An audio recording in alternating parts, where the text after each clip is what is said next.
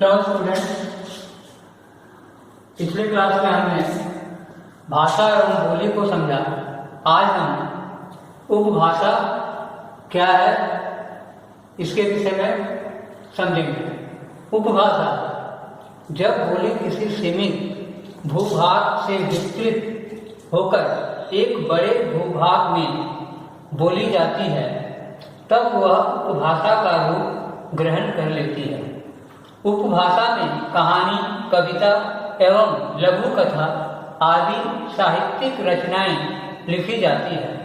इस प्रकार हम उपभाषा की परिभाषा निम्न प्रकार दे सकते हैं। उपभाषा की परिभाषा किसी प्रांत या उपप्रांत की बोलचाल एवं साहित्यिक रचना की भाषा उपभाषा कहलाती है। किसी प्रांत या उपप्रांत की बोलचाल एवं साहित्यिक रचना की भाषा उपभाषा कहलाती है। जैसे ब्रजबोली, पहाड़ी हिंदी आदि उपभाषाएं हैं। अब राजभाषा हिंदी एवं भारतीय भाषाएं। राजभाषा क्या है? राजभाषा सरकार के कार्यालयों में कामकाज के लिए जिस भाषा का प्रयोग होता है उसे राजभाषा कहते हैं। सरकार के कार्यालयों में कामकाज के लिए जिस भाषा का प्रयोग होता है उसे राजभाषा कहते हैं। हमारे संविधान के अनुच्छेद 343 के अनुसार संघ की राजभाषा हिंदी है। 14 सितंबर 1949 को हमारे संविधान में हिंदी को राजभाषा का दर्जा दिया गया। इसीलिए 14 सितंबर को हम हिंदी दिवस के रूप में भी मनाते हैं। भारतीय भाषाएं संविधान की 8वीं अनुसूची में 22 भाषाओं को मान्यता प्रदान की गई है।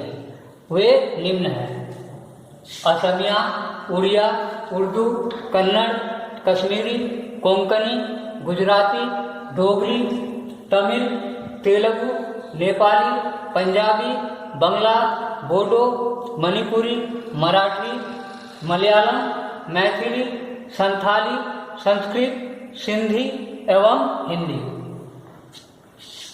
भारतीय भाषाएं संविधान की 8वीं अनुसूची में 22 भाषाओं को मान्यता प्रदान की गई है। वे निम्न हैं। अब हम लिपि को जानते हैं। लिपि क्या है? लिपि शब्द का शाब्दिक अर्थ है लिखने की पद्धति। भाषा को लिखित रूप लिपि द्वारा ही दिया जाता है। अतः लिपि की परिभाषा है ध्वनियों को लिखित रूप देने के लिए निर्धारित किए गए चिन्हों की व्यवस्था को लिपि कहते हैं। ध्वनियों को लिखित रूप देने के लिए निर्धारित किए गए चिन्हों की व्यवस्था को लिपि कहते हैं। हमारे देश में विभिन्न भाषाओं की विभिन्न लिपियां हैं। जैसे पंजाबी भाषा की लिपि गुरुमुखी है, हिंदी भाषा की लिपि देवनागरी है। उसी प्रकार विदेशी भाषाओं जैसे चीनी भाषा मंदारिन की लिपि चीनी जो चित्र लिपि है। यूके की भाषा अंग्रेजी की लिपि रोमन है। अब हम व्याकरण क्या है? व्याकरण वह शास्त्र है जो भाषा को शुद्ध रूप से बोलने, लिखने, पढ़ने और समझने के नियम तय करता है। भाषा क्या है? व्याकरण क्या है?